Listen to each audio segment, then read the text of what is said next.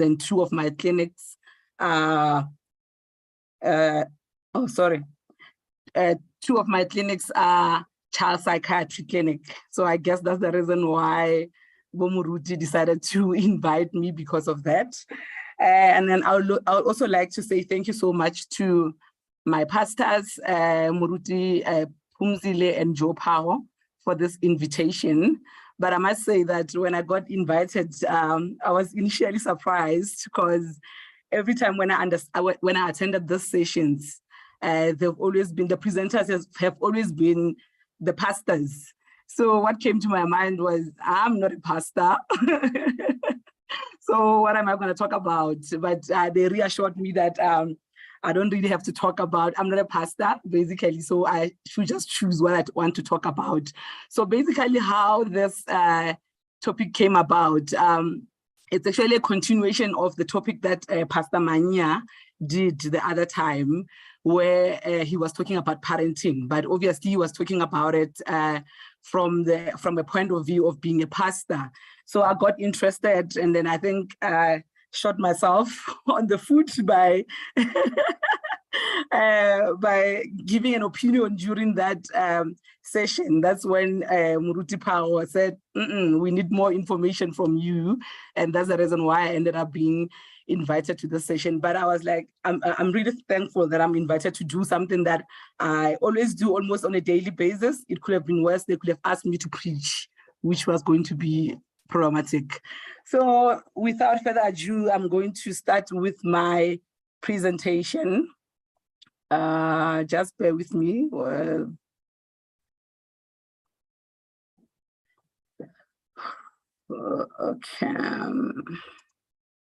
Okay, so my topic for today, it's about impacts of attachment and parenting styles on children's mental health. And then the reason why I chose this topic specifically is that this is one of the topics that is very close to my heart, especially because where I work, like I've already said, that I run two of the child psychiatric clinic. Most of the patients that we see with mental health disorders, most of them come with problems of attachment and problems that were caused by insecure attachment, poor attachment, and also the type of parenting styles that we adopt as parents. So what is attachment? So attachment is an intimate emotional relationship which forms over time with your primary caregivers. So it's the type of relationship that you form over time with your primary caregivers. And then the reason why I'm using the word caregivers and not necessarily a parent is that caregivers does not necessarily have to be a parent, does not necessarily have to be a mother. A caregiver can be a father, a caregiver can be an aunt, a caregiver can be a grandmother, a caregiver can be an uncle, anyone who's present in that child's life who has an emotional, intimate relationship with this child can be a caregiver. So when I continue with my presentation, every time when I refer to the caregiver, just remember that it's not necessarily a mother. So children need parents. They also need primary caregivers for their survival. Attachment develops through quality of consistent, reliable, and sensitive caregiving. So what that means is that previously, it was a lot of research was done around this. So previously it was said that children only needs, like everybody thought that children only needs a roof over their head, children only needs to be fed, children only needs food for survival. But then it was later realized that actually children need way more than that. So that's why even if you do provide them with food, even if you do provide them with shelter, they can still have some mental health issues because their emotional needs are not being met. So this attachment, it is expressed in a non-verbal communication. It can be in a form of the way the mother looks at the child. It can be in a way that the way the mother speaks to the child, touch the child, and smile at the child. So this on its own can create this bond or this attachment that I'm talking about. So attachment as well is a bond between a child and a caregiver. The bond between the child and the caregiver shapes the child's emotional well-being and the ability to form healthy relationship. relationships. And this happens when the caregiver responds sensitively and attentively to the children's needs. So attachment also, sorry, I'm so sorry, I'm trying to minimize something here. So pregnancy and attachment. Attachment starts during pregnancy. So the attachment doesn't start once the baby is born. There's attachments that the minute that you find out that you are actually pregnant, that's when the attachment starts. And this is the mother's enthusiasm to interact with the fetus or the unborn baby, is the relationship that the relationship between the mother and her unborn child, which creates this attachment. And then if this attachment now, the attachment between the mother and the child is actually good, this also translates to the kind of attachment that they're going to have post-delivery. So this is actually very important. So in terms of what are some of the things that you can do to make sure that you develop this attachment with your unborn child, some of the things that you can do is talk or sing to your child.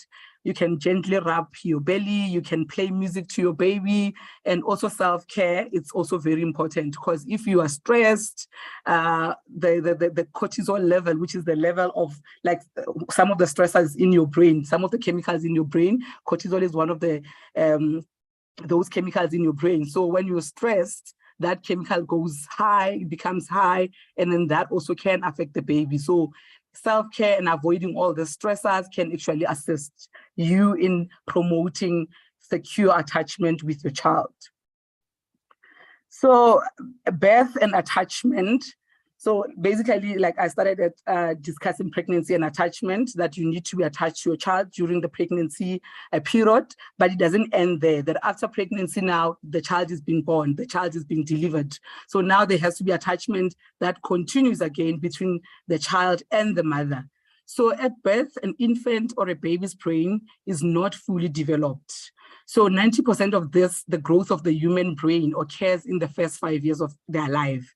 And this is actually very important, because we think that you are born with this brain in your head and then automatically everything is 100% to go, but things don't really work like that. 90% of the growth happens in the first 5 years of life. And that is a very important time where you lay down what you want your child to learn. So if in this first 5 years of life, the experiences that the child has, it's bad experiences, it's experiences of childhood trauma, it's experiences of a caregiver that doesn't care, a caregiver who doesn't really meet the emotional needs of this child, there's going to be stunting of their development, so that the brain development is not going to happen as it's supposed to happen or as it should happen. And this is also going to affect their emotional development, not just necessarily their brain development.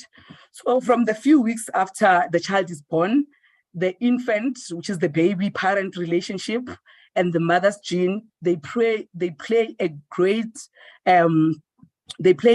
impact in making sure that this brain now grow properly in its nature and in its structure as well. So basically, the kind of environment that you grow up in, and also the genes that you get from your parents or from your mother, that also combined, it helps in the development of this baby's brain. And then the brain development and mental health, all these two things, they are shaped by the quality of the relationship between you and your caregivers, or between this child and the caregivers. So birth and attachment, it's in the first few years of life that connections between the brain cells happen. So normally when you are born, like I've already mentioned, you are born with these brain cells, but there isn't a lot of connections between these brain cells. So these brain cells, we all know that we need our brain for all the daily activities, everything that you do. Me talking to you now, I'm using my brain. So basically you need your brain for all the functions of your life. So but the first few years of life, you are building these connections between the brain cells. So there's multiple brain cells in your brain, multiple cells in your brain, but they need to be connected now. And then all this connection now is going to be done by all the experiences that you go through as a child, all the experiences that happen in your life during that time. Like I've already mentioned, that these connections are either shaped by repeated experience, being it a good experience or a bad experience. And then you might also know that the brain, because it's still developing in this 5 years, it's actually very sensitive and very vulnerable to stress. And that's why if things go wrong in the first 5 years of life, they tend to be huge problems later in this child's life, and also when they are adults. It doesn't just end when they're a child, they take this thing with them to adulthood. Secure attachment. So secure attachment, it talks about the sense of safety, the sense of security that the child feels. And the child tend to learn that the parents are always available in time of stress. My parents are always available in times of crisis. And then this allows the child to now feel safe to learn and explore the world. So children that are securely attached, they learn that a world is a safer place. I know that we are living in a country where there's a lot of trauma, there's a lot of things that are going on in terms of gender-based violence, but we still, our kids, they still need to know that they can trust, at least they can trust us, they can trust their caregivers, their primary caregivers. So these secure attachments help you with that the child will learn that my parents are always available when I need them in times of stress, in times of crisis, and this allows the child to feel safe and to learn and explore the world. So if the child feels unsafe, if the child feels like the caregivers are not reliable, their caregiving is not consistent, they tend to not be able to explore the world. And then the children, you should know that they learn by exploring. So if now this child won't be able to explore the world, that means that this is going to affect their learning, basically their emotional development, their brain development, their learning in every aspect of life is going to be affected. And then also this is how the child now forms safe bond and also trust others. They feel concerned and they're able to show awareness of other people. They understand and manage, they're able to understand and manage their feelings and their behavior because they are securely attached. So in children, if the children are securely attached, these children, they tend to be comfortable in exploring their environment. I've already mentioned that. And then their development becomes healthy. I've also already mentioned that. And then in adults, when now these children now become adults, what happens is that they have self-confidence, they're able to ask and accept help when they're not okay, they are friendly and they're warm people. I think we've all heard that this person is toxic or whatever. So it all starts with the attachment. So the kind of people that have this secure attachment, they're mostly like friendly and warm people when they grow up. They have the ability to receive and give love back. They are able to form healthy and long-term relationships, and they also have high self-esteem. So you can see the importance of having this secure attachment, because this is what it's a blueprint, basically, or a template of how now your world is going to be formed. It's what you are always going to be referring to when you talk about relationships. So if you are not properly attached with your caregivers, this is going to affect you as a child growing up. This is going to affect you as an adult in your own relationships. So how to create secure attachment with your child. So some of the things that you can do, especially when the child is still very small, it's what we call non-verbal communication. So you don't really have to be saying anything to the child. By just holding the child, cuddling the baby, you are reassuring them that this space is a safe space. I'll be able to hold you. I'll be able to be there every time when you need me. You make eye contact with your child when you're feeding them, when you are bathing them, when you're changing their diapers. You watch and listen to your baby So you watch them and listen to their needs, because obviously the child's not going to be able to tell you that I need food, I'm not happy because I'm sick today. You need to be able to identify that my child is not okay, and then be able to meet their emotional needs. And also, you should be able to comfort your baby every time she cries. I know that sometimes in our cultures, you'll be told that you're going to spoil the baby, just let them there, stay for a while and cry, but it doesn't really work like that. You need to be, your child needs to learn that my caregiver is always available. My caregiver is always here to be able to comfort me, to be able to be here when I need them. So you need to speak with them in a warm, soothing tone of voice. You have to maintain realistic expectations of your child, and you should also be fully present. I mean, in the world that we're living in now, we are all busy. Life is just way too busy. So sometimes you find that you are on your phone, you are on your laptop, and you don't really have time to meaningfully engage with your children. And you have to try by all means to be present, at least at that time, or set time that this is the time that I'm going to be spending with you, or this is the time that I'm going to be spending with my kids, and I need to be present during that time. And also practice being self-aware. You have to be able to notice when you are not okay, when you are tired, when you are anxious, when you are angry, or you're frustrated, because your child can actually pick that up. And then this is the time where you need to ask for help.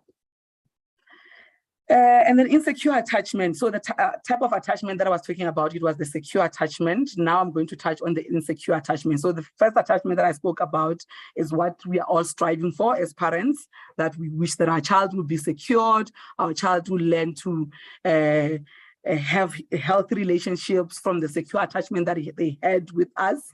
And now I'm going to be discussing insecure attachment. So in terms of the insecure attachment, the baby learns that people cannot be trusted. They are sensitive to anything that looks like threat. So something that might happen and is not necessarily a threat to them, they might perceive it as a threat. And then actually they get very hypersensitive to anything that looks like threat, even if it is not really something that is threatening.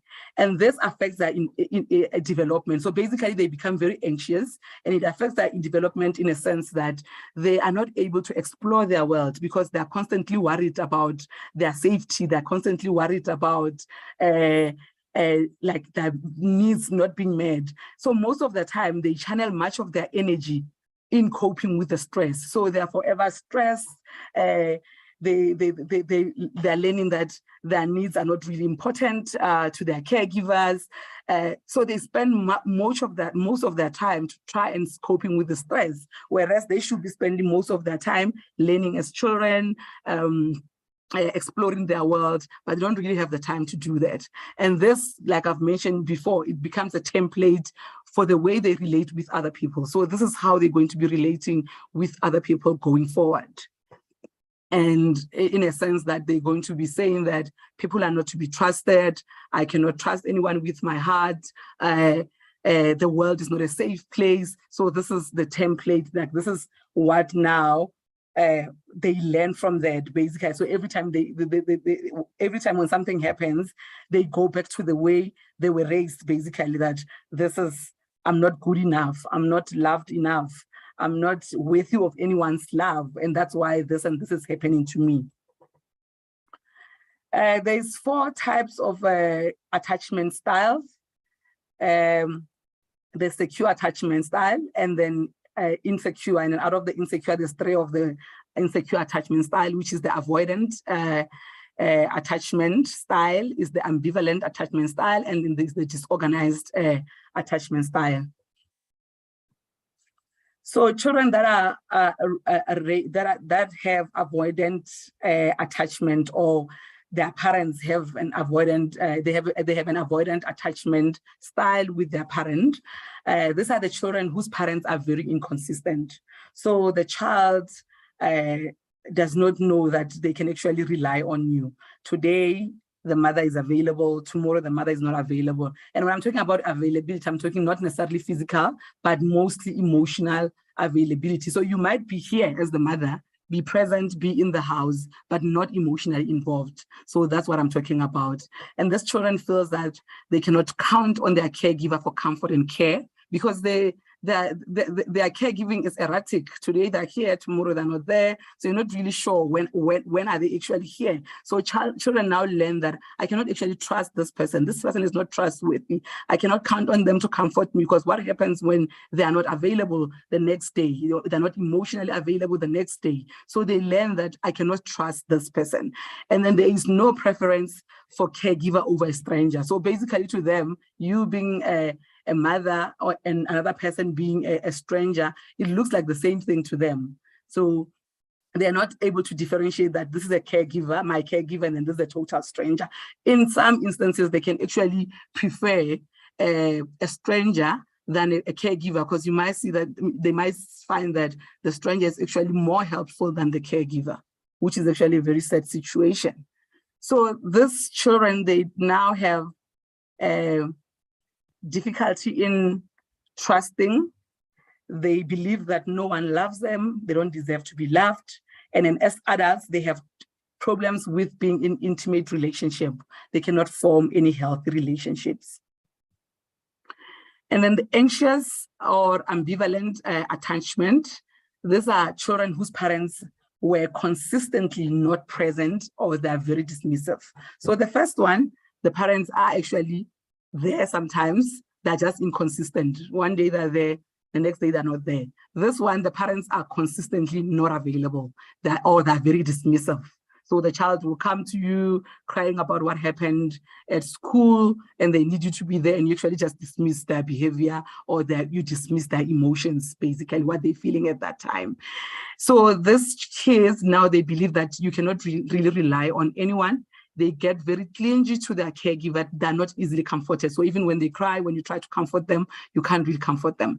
And as adults, they fear closeness and intimacy, and they fear rejection. And they tend to be in relationship where they're very dependent, like when they now older, some of them now start having things like dependent personality disorder, where they really can't even make decisions on their own. They need someone to hold their hand. They depend on other people. But at the same time, they are scared that I might lose this person, so they fear the rejection. So the anxious or the ambivalent attachment is also the inability to meet others' emotional needs. They won't be able to meet other people's emotional needs as well. And as parents, they also have difficulties in connecting with their children as well. And there's also the fearful and disorganized attachment. This is the type of attachment where the children are there's inconsistent connection with their caregivers. Most of the time, they're very fearful of their caregivers. The caregiver's behavior is actually very unpredictable. It's one day the caregiver is caring, and then the next day the caregiver is very abusive. So the child is actually very confused and frustrated. They don't know what's really going on. And this kind of children, they struggle with relationships throughout their life. They don't learn what a healthy relationship looks like. And they have difficulties in providing healthy relationship as adults. Because unfortunately, you can't really give something that you have not learned. So for you to be able to be in a healthy relationship, be able to give love, be able to receive love, and be able to acknowledge and notice when you are being loved, it starts from your attachment as a child. And then this type of kids, they usually come from abusive homes. So if the parents are physically abusive, they're emotionally abusive on the children. Also, there might also be sexual trauma as well, or sexual abuse. All the type of abuse that might happen in the home can cause the child to have this kind of attachment with their caregivers. So those are some of the risk factors. So you can ask that, so what are some of the things that can make you to have a poor or insecure attachment with your child? What are those risk factors? So there's infant risk factors, there's parent risk factors, and environmental risk factors.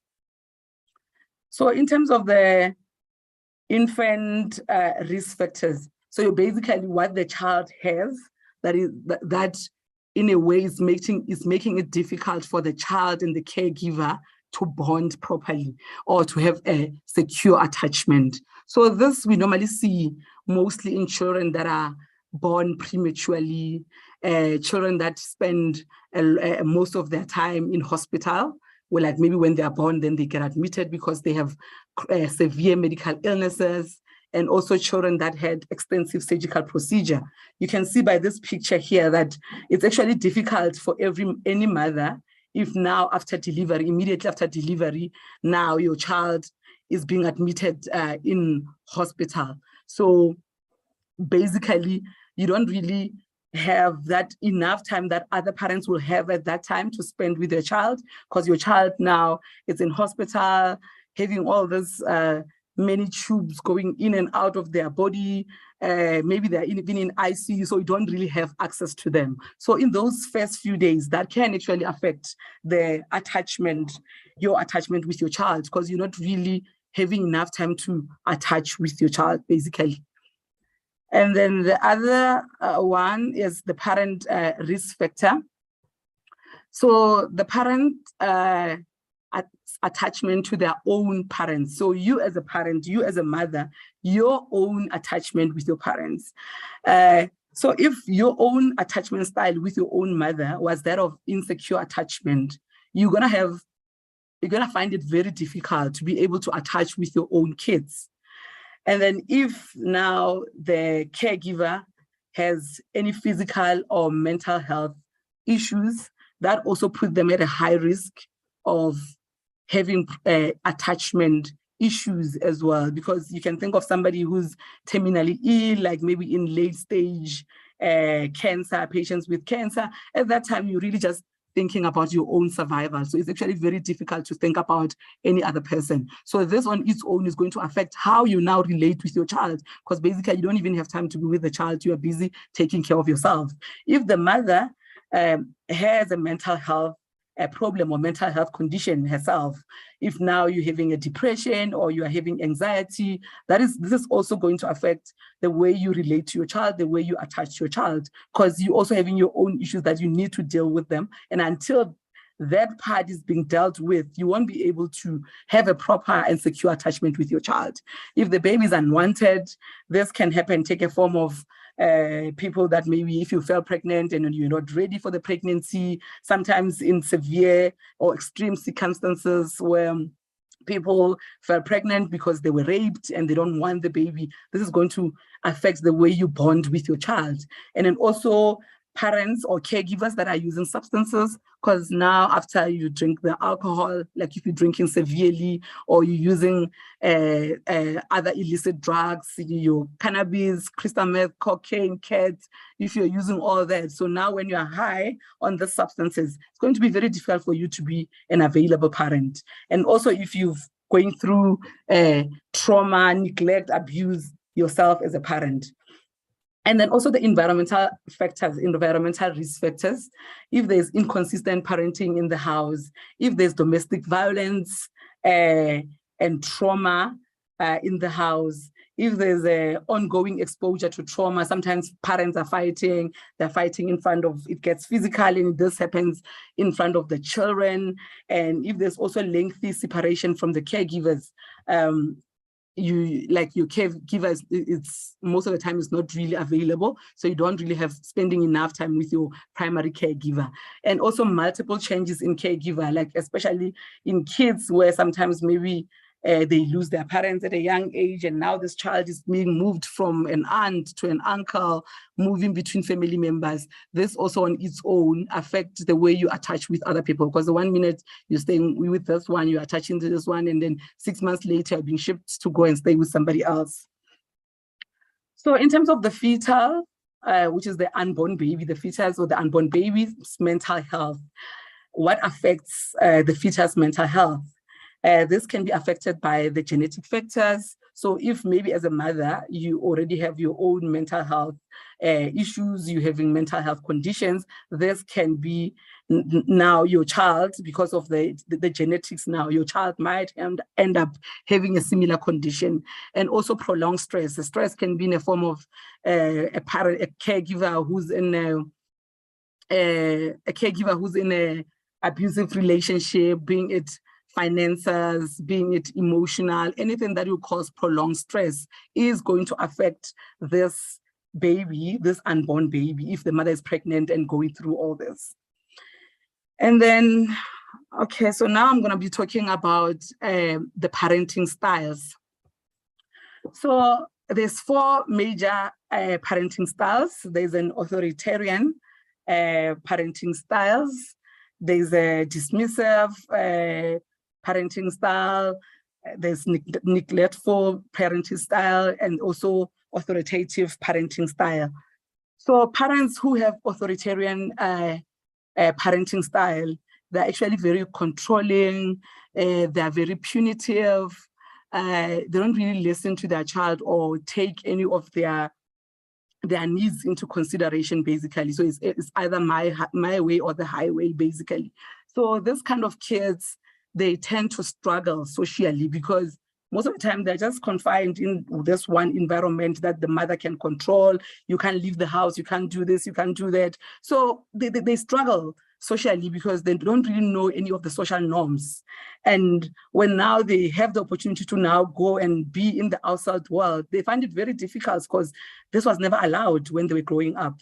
And then this kind of kids as well, they're more likely to become authoritarian parents themselves. Like I've said, you've learned this as a child, chances are it's gonna continue with you into your childhood, into your adulthood, and also into your relationship, unless if something is done, unless if maybe somehow some of the things have been rectified in the form of maybe therapy, or in the form of maybe if you need medication, maybe in the form of medication as well. And then this type of parenting style is associated with insecure attachment. So kids who are born from mothers who are authoritarian, they tend to have an insecure attachment with their primary caregivers.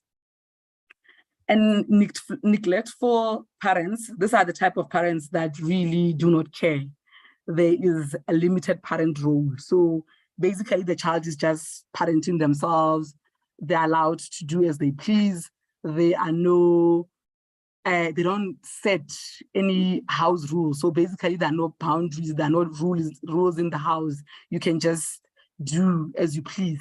This is also associated with insecure attachment. And this kind of kids as well, they tend to resist rules outside of the house. So if now this child is now at school or at work where you're supposed to be conforming to some sort of rules that govern that institution, they actually tend to not be able to conform to those rules because it was never emphasized in the house. And then permissive parents, they don't set many rules for children. So there is some rules, but not really as well. So they prioritize being the child's friend than a parent. So it's like when you look at the relationship, sometimes you tend to ask who's the parent and who's the child. And then this kind of children, they tend to be more entitled. And then also this is also associated with insecure attachment. And in terms of the authoritative parent, this is the parents that are more flexible, the parent who really understand the emotional needs of their children. They're able to set clear and concise boundaries. They're able to encourage their children's independence, but within limits. You know that I'm independent, it's my responsibility. Me and my mother, we agreed that I can go to this party, but come back at this time. So you give them their independence, but within limits. And then the parents are more supportive towards the children. And then this is also associated with secure attachment. So out of the 4 parenting styles, this is the one that is actually associated with secure attachment. And I think this is the one that most of us as parents are actually striving for. Insecure attachment and mental health conditions. So now I want to discuss how does this now, insecure attachment, now there's kids that are not properly attached to their caregivers. How does this now affect their mental health? So insecure attachment increases your risk of mental health conditions. Some of those mental health conditions can include things like anxiety, can include depression. Insecure attachment can also increase your risk of having behavioral disorder in children, eating disorder, and also substance use disorder. The list is actually endless. I just chose to include this few because okay, we don't really see a lot of eating disorders, but anxiety, depression, behavioral problems, and substance use disorder, these are some of the things that I see almost on a daily basis in some of these clinics that I run. So I'm also going to touch on depression in children and adolescents. Now that we've discussed attachment, and then we've related how this attachment now can cause some of the mental health conditions that some of these kids present with. Now I'm going to discuss depression as one of those mental health conditions that some of the children and the adolescents normally present with. So depression is common in children. It can be mild or severe, and then it can also lead to suicide. The other time when Pastor Manya was talking about parenting, he also touched on the teen suicide, the statistics of teen suicide in South Africa. So in terms of the statistics, 1 in 10 teenage deaths in South Africa every year are actually the result of suicide. So you can see that there is a lot of kids that actually die, a lot of children that actually die from suicide. So that means that we as parents, we need to be aware, and we need to be able to see or identify when our children are not okay, and then how do we best help them. Up to 20% of high school learners have tried to take their own lives. Prevention of the teen suicide starts with a better understanding of the symptoms of depression. So basically, you as a parent understanding some of the symptoms of depression, so at least that can assist in you seeing that my child is actually not okay, and we actually need to go and seek medical help or psychiatric intervention. This is according to SASOP, which is the South African Society of Psychiatrists. Most suicidal people are depressed. Does not necessarily mean that every person who commits suicide is depressed, but most of the suicidal people are actually depressed. According to the World Health Organization, depression is globally the 3rd highest disease burden amongst adolescents.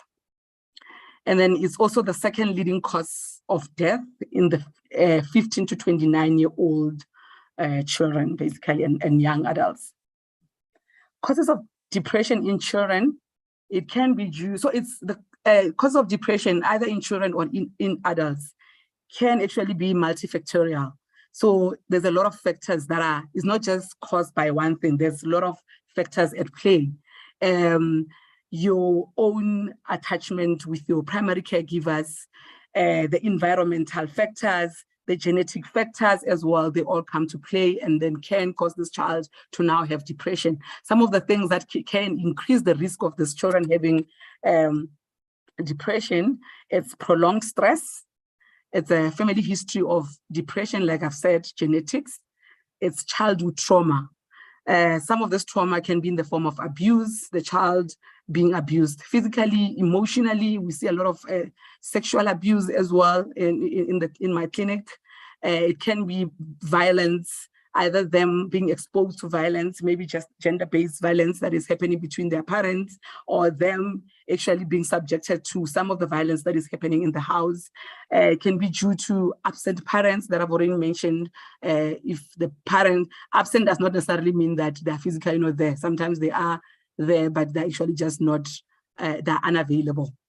And also kids with attachment issues, kids in families that they've went through divorce or they've went through a loss of a loved one. And just touching on divorce and loss of a loved one, it doesn't mean that if somebody has gone through divorce, automatically the child is going to have a depression. But what it means is that it increases their risk of having a depression. So if you are in that situation, you are going through divorce as a family, you have to look at your children. Are they coping with what is happening? And then if you feel like they're not coping, rather you take them to see a psychologist who can actually sit with the child and try and understand what it means for them now to lose this one parent who's no longer going to be staying with them. Try and understand, like, what do they make out of everything that is happening in their life at that time, to try and help them to make sense of whatever is happening at that time in their life. And also the same applies with the loss of loved one.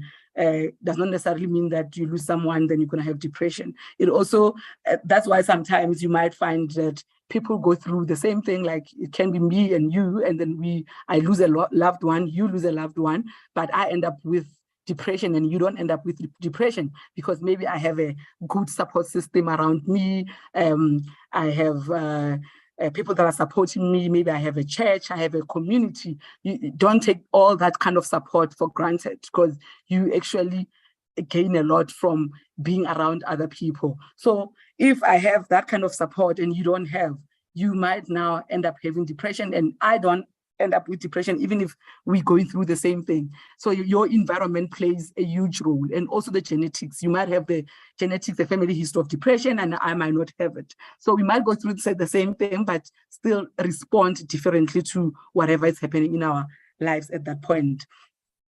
And causes of depression, I've already mentioned this. This is causes of depression. Symptoms of depression in pre-puberty or prior to adolescence. Most of the kids, especially at a young age, between the age of 6 up to 10 years, maybe, they don't really present with what the adults present with. They tend to present with a lot of irritability. They throw in tantrums, they have behavioral problems, they're complaining, they have a lot of physical complaints, can be headaches, stomach aches, not wanting to go to school. There might be changes in from their usual self, like maybe no longer playing with other children, they're isolating themselves, they're refusing to go to school. So if you notice any change in your child that you're actually worried about, maybe like you need to see someone. And then also, like I've mentioned, the way they present with the depression, sometimes not exactly the way the adults will present with their depression. And depression in children and adolescents, normally it presents with persistent sadness.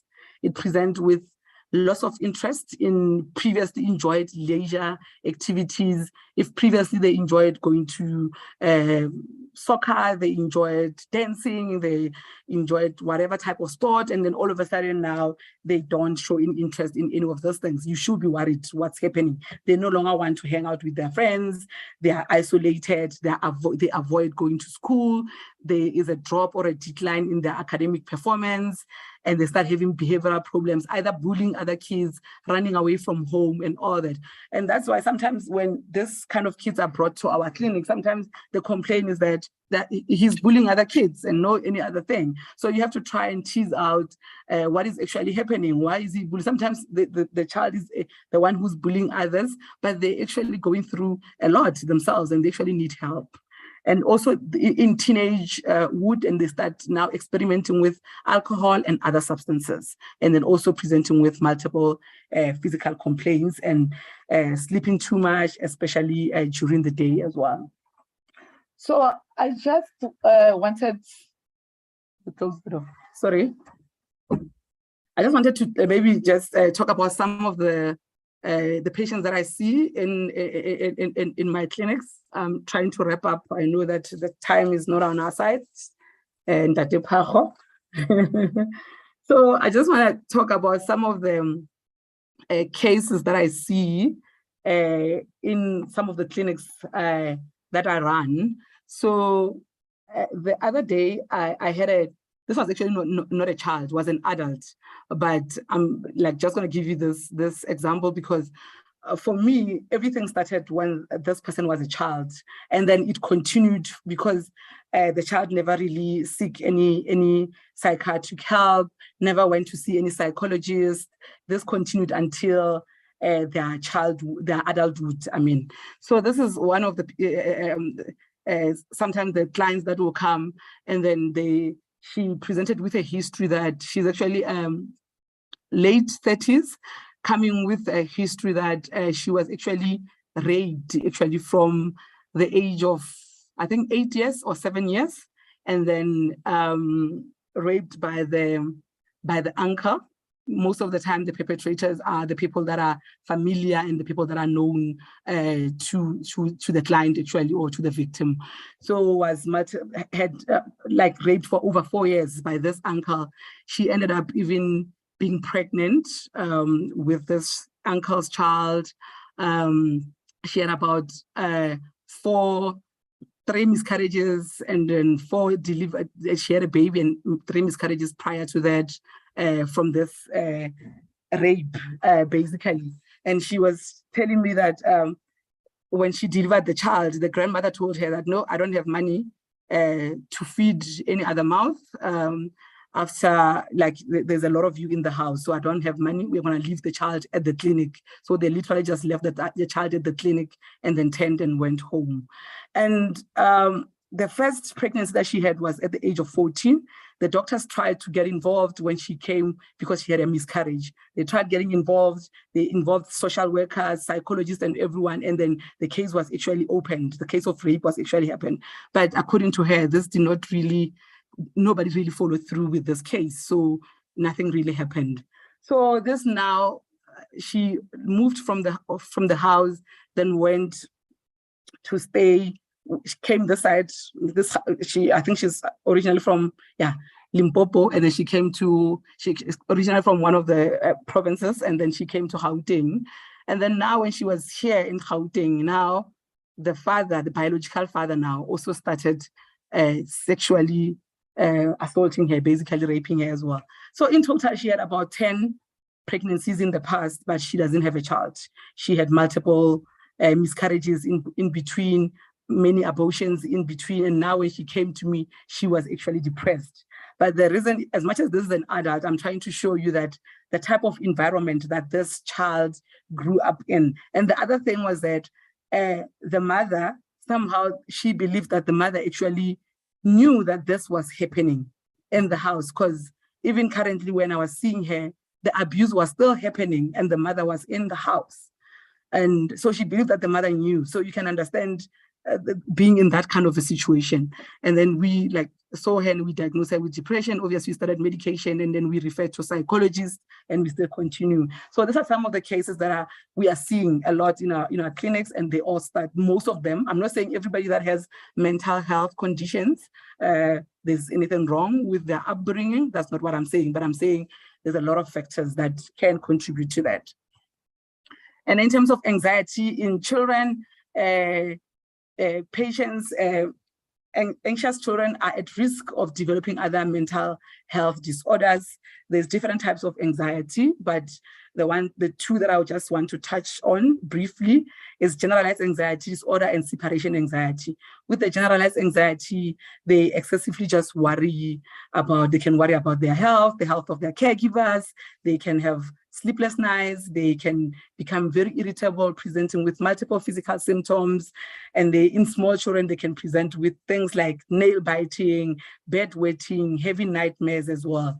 And then in terms of the separation anxiety disorder, they can have nightmares about separation.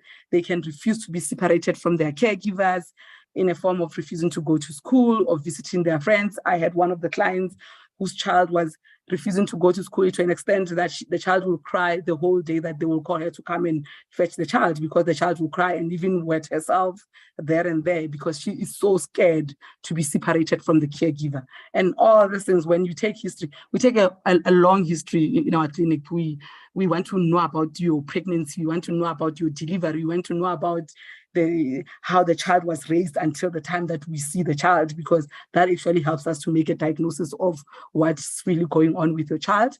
And they excessively worry about what will happen to them or their caregiver when they're separated. When I'm at school, what's happening to my mom? And then wherever she is she safe? Is she okay? And then they also present with physical symptoms as well. In terms of the behavioral problems that we see in children, These are some of the children who constantly get involved into fights.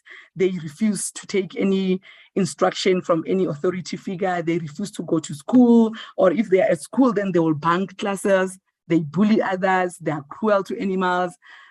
Sometimes you get, like the other day, I had a patient who actually will even was strangling her puppy until the puppy died. That's how sometimes, like that, how hectic these things get if they're not really, if there's no intervention, basically. And they tend to lie a lot, habitual lying, they steal things, and they also have self-harming behavior. Sometimes they'll cut their wrist because they're not okay, and they don't know how to communicate that they are actually not okay. One of the cases that I saw recently as well was of a patient as well, lost a mother from a young age, now being cared by multiple caregivers, like I've mentioned, being moved from uncle to aunt to somebody else. So no proper secure attachment that was formed with one particular primary caregiver. So this child now stays with the aunt. The aunt has been called at school multiple times, behavioral problems, fighting with other children. One day she stabbed one of the kids at school with a scissor.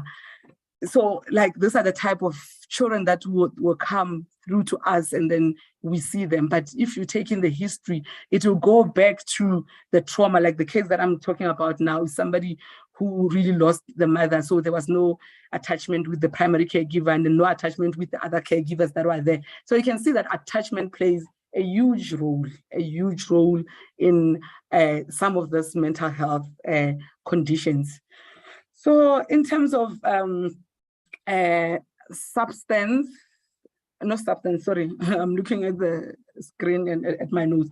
In terms of also substance, I just want to touch on the substance use disorder. I don't have it on my slide here, but most of the time when people come with substance use disorder, we tend to be very judgmental. Why are you using substances? But we fail to understand that some of the people that are actually addicted to these substances, they're actually self-medicating, because there's still a lot of stigma around mental health. So a lot of people, like most of the time, the people that come to us, we are their last option, to be honest. They start at their traditional healers, they start at church, they start everywhere. And then when now, after maybe seeing the traditional healer, and then they see that the child, okay, got better, but then the symptom maybe re-emerges again, that's when they'll come in and see us. So a lot of people will tend to anything else before they come to see us. So even with the substance use, some of the people, when you sit with them and you ask them about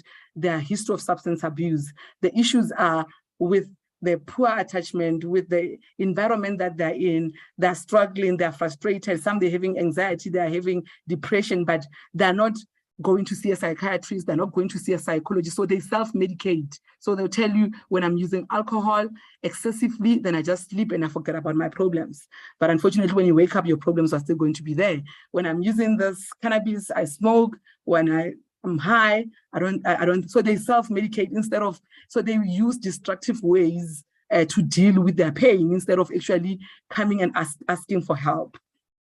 So in terms of how you can improve this mother-to-child relationship, you can first start by getting help for your own childhood trauma. So being honest with yourself and seeing things for what they are, realizing that you've went through as well as a child. If maybe there have been issues in your own childhood, you've went through some traumatic events in your childhood, abuse, any form of trauma that could have happened as a child. So seek help, so that, because the thing is, you will never be able to help your child if you also not okay. So you first need to make sure that you are okay yourself before you'll be able to extend yourself and be there for other people.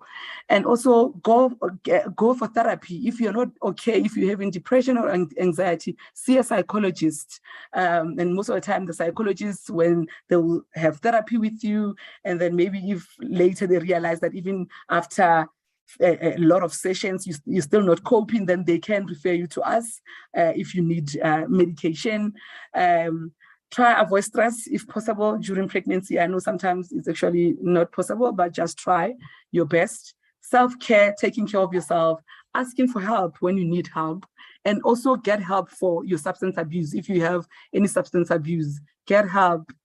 Go to rehab, get a professional to assist you with this.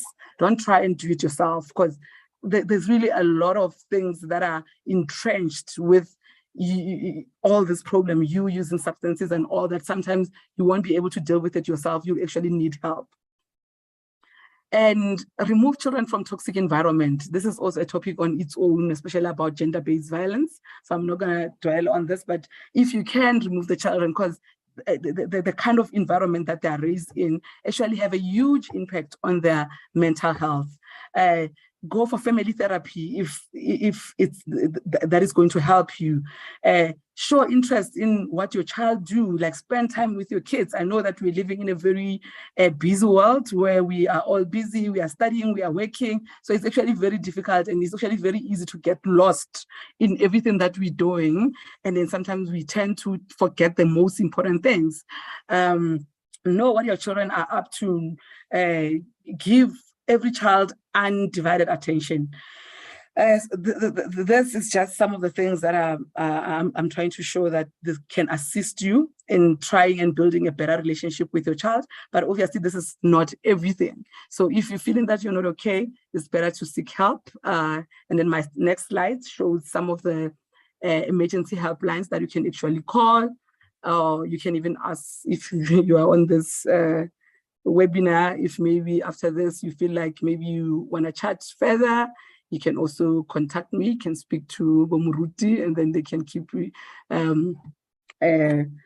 you my contact, or and then yeah, we'll take it from there. So yeah, some of the emergency helplines from Department of Social Development about substance abuse, depression and anxiety helpline, SADC about any mental health issues, suicide crisis line, or any health problems that you have, you can actually call any of these lines and then you'll be assisted. Thank you. Thank you so much. Yeah, no way. Yeah. Thank you so much. I mean, yeah. Today we have really learned a lot, and I'm just overwhelmed. But I also received a lot of answers to many things, because sometimes we just see the effects, but you don't understand the root cause. So thank you so much for sharing with us. And I think that the question, probably the first one, would be the presentation, because I think many people would want to refer to some of the things that you've mentioned in there. So yeah, I'm not sure if it's possible for you to make it available.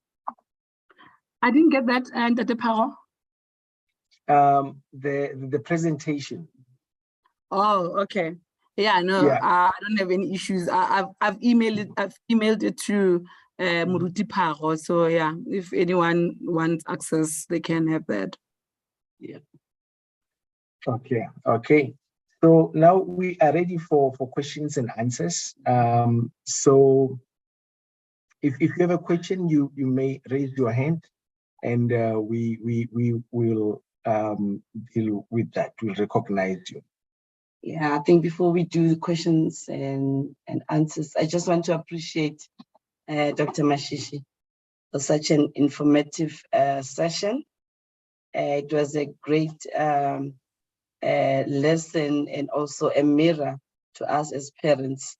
And I think we have learned a lot from this session, and we're looking forward to implementing some of the things that we have learned as parents.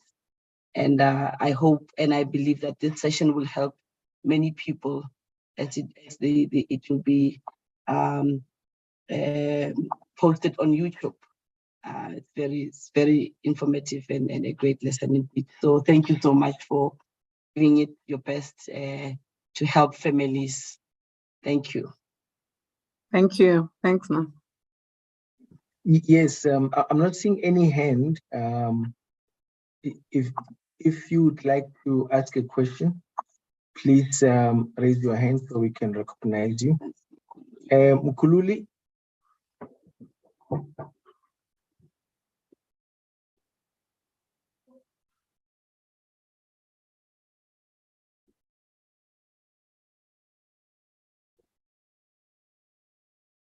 He's muted. Oh, sorry, Mkhululi. Please, yeah, now you may go ahead. Yes, thank you so much. Thank you so much, Doc, for a very interesting and actually very important presentation. It actually talked to a recurring, or should I say, the continuous problems that are facing the African families. I think it really has answered or given at least light to a number of challenges that we are facing. You see these in everywhere. You see the behaviors of old people in the boardrooms at work, and you can, based on the tools of analysis you gave us today, you can be able to pick up that the differences you have in the boardroom are not necessarily about the issue you have, but they are a personal issue that may come a long way from this person. Now we are equipped to pick up such things. But the question that I have is that is there any way to change the negative attachment at an old age? I'm asking, given the fact that you said if it happened at a young age, between the 0 to 5 years, it becomes a blueprint within that person. So when he's old, is there a way to effectively, or maybe should I say permanently, change it, or you can simply find workarounds, but you live with it forever because it's already printed within that person? The second question that I have is, of course, I'm not a doctor, doc, and I don't have scientific proof, but I'm a researcher and I read quite a lot. There is an indication that breastfeeding for children is not only giving nutritional value to children, but it has got some very important attachment creation between a child and a mother, like holding the texture. When the child is holding the breast of the mother, feeling the texture of the breast, and that process, there's a lot of bonding that taking place during that process. Now the question is, what is then the impact of the lactogen which moves children away from breastfeeding, which I think may eventually affect some of the things you've told us today? Maybe the last one will be answered by the Moruti Phago. What's the difference between spirituality and emotions? Because sometimes we think that we are spiritual, but we are emotional. But that just thank you so much. Thank you so much. Okay, thank you so much, Kululi, for the questions.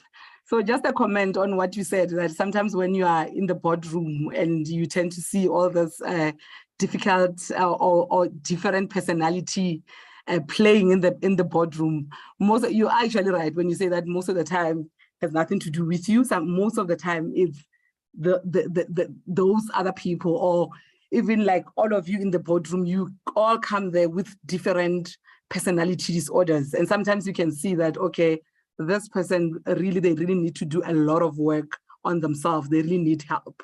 So that's why sometimes even when you're in a relationship with a partner, sometimes you can see that my partner actually really needs help. And then how do I best assist him in making sure that they get the help that they need?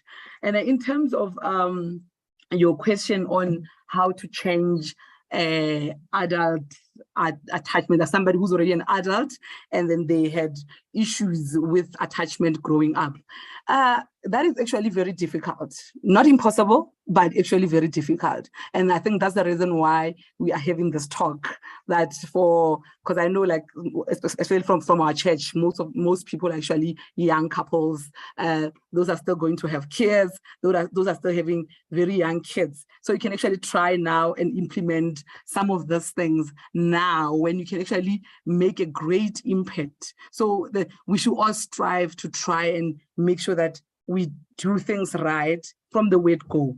But if now you are having this, you're hearing this talk, and then you are that adult, and now you are older, and then these issues are already there, your next chance of trying to remedy what's happening is to go for therapy. So seeing a clinical psychologist. So they're going to work with you in the room. They're going to assess some of the things that are happening in your life now, and then try and relate them to the way you are attached with your own primary health care givers. So it's going to take a lot of work from you.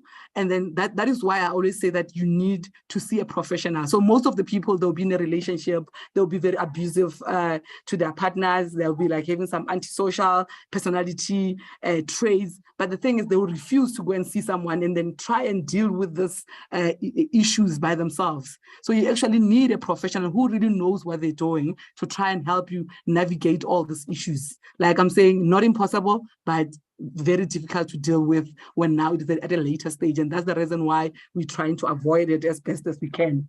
And then your question on breastfeeding, you're actually right. And that's the reason why we as healthcare practitioners are always encouraging breastfeeding. You are right. Some of the things that I spoke about when I was talking about pregnancy and during birth, some of the things that you can do to be attached to your child is touching your child, smiling to your child, the tone that you use with your child, looking into their eyes. And it's easy when you are breastfeeding. It just comes naturally when you are breastfeeding to now hold this child in front of you, look at them, cooing with them. It's actually very easy. So that's why we always encourage parents to breastfeed. But we also do understand that there are other parents that are really struggling. Some will be, I don't have enough milk. There will be other issues, their own mental health issues, physical health, where they cannot breastfeed. So as much as that part of the attachment, it's slightly lost, you can still try and do the same thing when you are giving the formula. But obviously, the first one that we encourage is the breastfeeding. But if you can't breastfeed, even when you are giving formula, still try to engage with your child, the tone that you use, looking into their eyes, try and do that. But if you can breastfeed, that actually helps a lot. And that's why even immediately after delivery, the nurses will tell you that put the child closer to you, give breast immediately, because that bond cannot really be replaced. The other one, I'll let Muruti to deal with that one.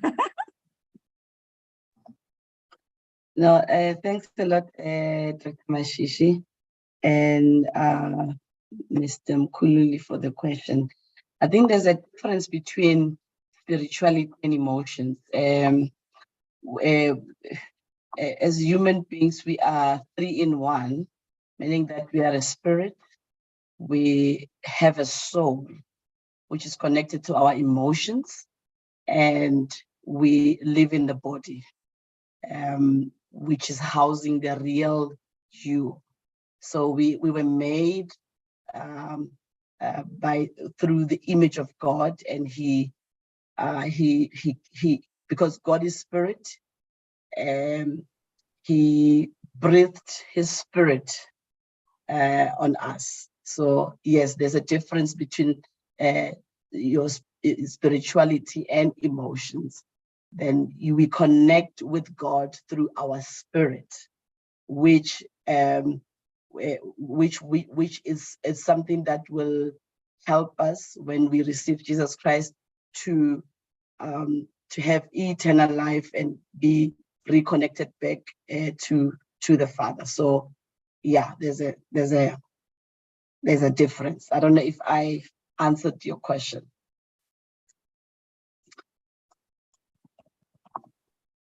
Yes, thank you so much. Thank you so much. Okay, thank you. I see there's another hand. You are recognized.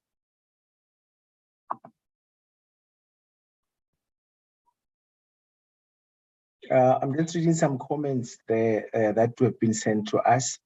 One was, this was very informative.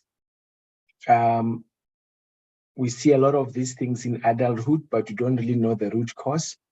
The children's mental health is the most underrated, yet the most important. This has taught me not to be dismissive when I see behavioral changes in kids, but to pay careful attention. Thank you, Mama O. The other one says that I just joined now. I hear about breastfeeding. I enjoy breastfeeding a lot. And my baby is 5 months now. Okay, thank you so much. Congratulations. Yes. Kanyisile, you are recognized.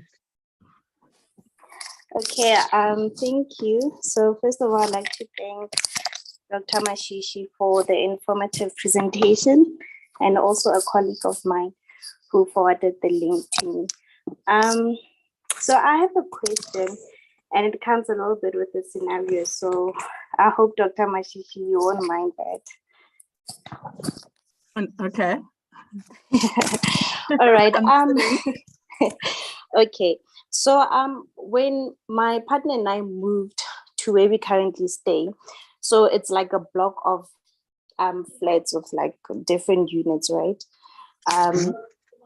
Yes, our daughter who just turned 3, she came to visit before we took her, because she was staying with her grandmother, sometimes also the great grandmother at the villages, right? So we had a braai, and when we had a braai, it was the first time she came, and our neighbor's daughter saw that we have a child, and then she took her, then they went to play with other kids. And as they went to play, they were playing, she was okay with it, I think also because at the villages, there's security of children playing with like other kids or strangers and stuff. So she went to play, and then I think when it was time for kids to depart and go back home, maybe my neighbor's daughter forgot that she's new in the area or so forth. She didn't know where to go, because remember, she had just turned 3. This is a new unit, and some helper found her alone, and then she brought her and said, I found your child. She was alone. She was lost, so she was a bit sad and so forth. So I think now I've noticed a pattern. I picked up the pattern that when she's here, when she only wants to, at first she only wanted to play when other kids came to our house. So she didn't want to go and play to other kids' house or out in the street. And then I realized that maybe it might be a problem. So I encouraged her to go out and play with like other kids, like outside in the parking lot. So she does that. She does play with kids outside the parking lot, or she goes to one particular friend, or she goes to her house. But if these kids somehow depart to go and play to another park or to another children's house, she doesn't go. So like she remains. And I don't know whether she has an environmental insecurity, that because for the first time when we came here, she got lost, that she still think that, oh, I might get lost again. But it only happens when we are here. So if we go to my parents' house, her paternal family, our friends or parks, she doesn't mind. Like she can go and play next door or at the street for 3 or 4 hours and she'll be fine. She'll come back on her own. So I'm not sure how we should deal with this scenario. Yeah. Okay. So thank you for your question. Like you've mentioned that it sounds like the anxiety is around when she's with you guys, when she's with other people, when she's with your other family members, when she's with your other friends, she doesn't look like she's anxious. But I think what happened at that time, she was still very young and then she got lost, and then it sounds like she's still very anxious about that incident, and she hasn't really dealt with it, and she hasn't really she hasn't been able to process what actually happened. Yeah. But it sounds like it's not like generalized anxiety in a sense that now she doesn't want to go out anymore. She doesn't want to be with other kids. She doesn't want to see other people. The anxiety is only related to when she comes to you because of the incident that happened. So I will say that don't dismiss it. Maybe sit with her down initially and try and understand what actually happened, what actually transpired on that day. Like, try and understand step by step, like they left the house, where did they go? So just try and see where is this anxiety coming from. But chances are it's coming from the fact that she was new in this place, and then the next thing she's lost, she doesn't know how to get back to you guys. And probably she's still worried now that if she's around that area, maybe to her, the area looks too big for her. What if now she goes and try and goes play again and something similar now happens again? And then maybe after trying and engaging her, and if maybe you're still not winning, this is persistent, it's still continuing coming up, I'll suggest that maybe you can even see someone with her, maybe see a psychologist, and for them just to try and assess and see if there's other issues or if there's really something that she's actually worried about or anxious about around being in that place actually. Okay, yes. Thank you for it. But she's 4 years old, so I'm not sure how asking or talking to her about what transpired on that day, if she'll even remember, because she was 3 at the time. Now she's 4.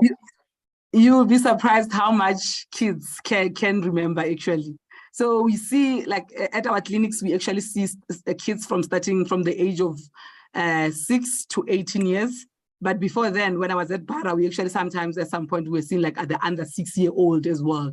And they will actually give you a whole lot of information. You'll be surprised how much information the kids actually have and the kids actually know. And that's actually what we tend to believe as parents. And that's also the reason that sometimes we hear people say, no, just go to school when the kids are still very young. So even if like you're not really there, they won't notice. There's nothing like that. They actually notice. Actually, this is the time where they notice and the time where they actually need you the most.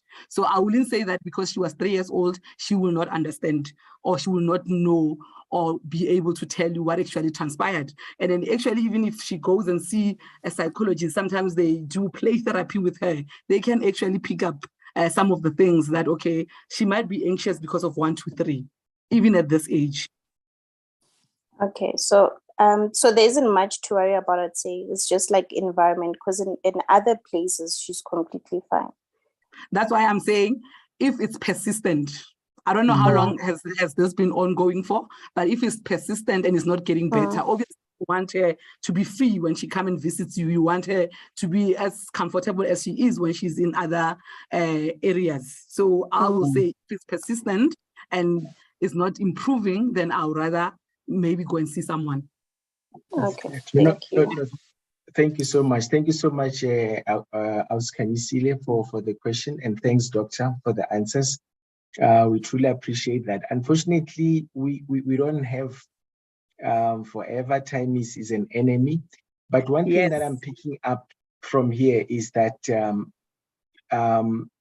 we all need each other. Yeah. I like how, Doctor, you are explaining that sometimes, you know, when we do not have coping mechanisms, we need to go to psychologists so they can train us or teach us or mentor us or help us to have those coping mechanisms.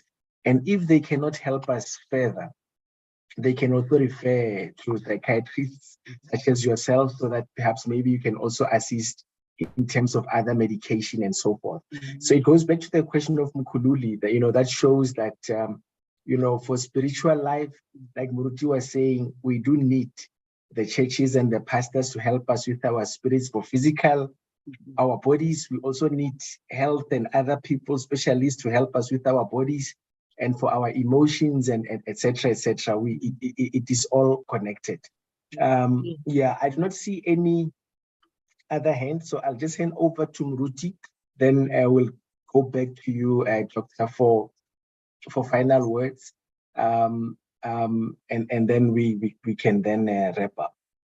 Yeah, I thank you, Dr. Phago. I think from the lesson today, another thing that I'm taking home is that we should, I think maybe as Black people, we should normalize going to therapy as a family, because sometimes we're thinking that when you go to therapy, maybe something is wrong with you. But I think we should at least maybe once a year as a family, so that we can all talk to someone and find out how we are doing, because sometimes we might be working together with our children, or we as parents going through certain things, and then we don't realize that it's affecting our kids. And same applies to when we are with our children. So I think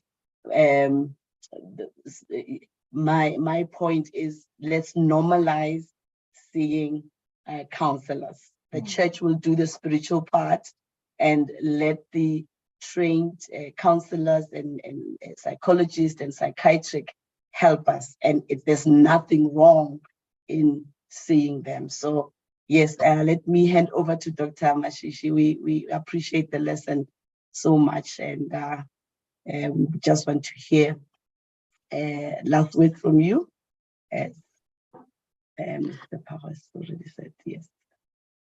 Okay, I just want to say thank you so much to Muruti Phago, the both of you, for inviting me to this platform, to giving me this opportunity to talk to everyone who's here today.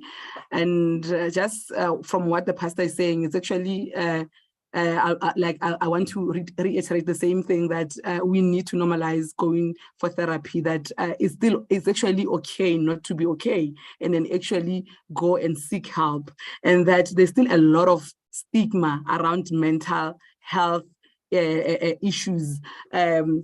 People that are dealing with mental issues, like the stigma starts from governments, that's from even up there in government, in terms of them allocating finance, in terms of us being able to bring the services to the people. It happens in our community. You can see a lot of mental health care users that are being ostracized from the community, because people don't really understand them. They think that you cannot be part of them. So the minute we start having these talks, talking amongst ourselves, with our friends, with our families, about mental health, basically what is actually mental health, and actually communicating amongst ourselves, this is going to help in also reducing the stigma around mental health. Around mental health issues. And then when the stigma is lessened, people will be able to come and see us. People will not have a shame in going to see a psychologist. People will not have a shame to say, this is my psychiatrist. I promise you, a lot of people will say, this is my pediatrician, my kid's pediatrician, this is my obstetrician, but they'll hardly ever say, this is my psychiatrist. So until we normalize that it's actually okay, and it's actually okay to ask for help and seek help, and also try and tackle stigma around mental health, we still have really a long way to go. So yeah, thank you so much for everyone for attending the session. Yes, thank you, Dr. Mashishi. And I would also want to encourage people, if you need help of some kind, we have contact details of Dr. Mashishi, and just contact us and we will give you her details. And we're looking forward to see you again in another session. And thank you so much for the support. And we continue to pray for us, subscribe, share, because we believe in helping families. And I believe that when the environment at home is good and healthy, we can impact our society better. So we want to just thank you for taking your time to being part of this session. God bless you. God bless you. You want to pray? Or? Yes, let me just pray. But I opened with prayer. Why don't you just close with prayer? Okay, let's pray. Lord, we thank you for this time. We thank you for Yes, teaching us Lord. the importance of finding help. Yes, We Lord. need each other. We cannot be complete on our own. Oh, yes. We need to collaborate with pastors and doctors and Yes. psychiatrists and psychologists. And we need all these people in our lives, because to raise a child, it takes a village. And a village is many people with many different skills. So, Lord, we have learned, and we thank you, Lord. We pray for all of us that the knowledge that we gather tonight about things that may trouble children, Lord, when we observe them, that we may be able to take steps to address them, even if it means going outside of our comfort zones and getting the professionals to come in and help us so that we can deal with those issues once and for all. Lord, we thank you for these people who are supporting us, because that also communicate that what we are doing, this ministry, is very, very effective and important. And we pray that continue blessing them in the mighty name of our Lord and Savior, Jesus Christ. Amen. Amen. Amen. Yeah, thank you. Thank you, family. See you next time, and God bless you. Thank you. Bye. Bye-bye. Thank you. Bye. Muruti, Bye. Muruti, Bye. Muruti. Okay. Yes, can I ask just for a few minutes of your time before you log off? Just a Okay. few minutes. Okay, mate. All right, thank you. Bye. Bye. Doctor or just Muruti? Just Muruti for now. Okay. Okay, we'll leave you in peace. Thank you, Mr. Phago. Okay. Oh, thank you so much, Dr. Mashishi.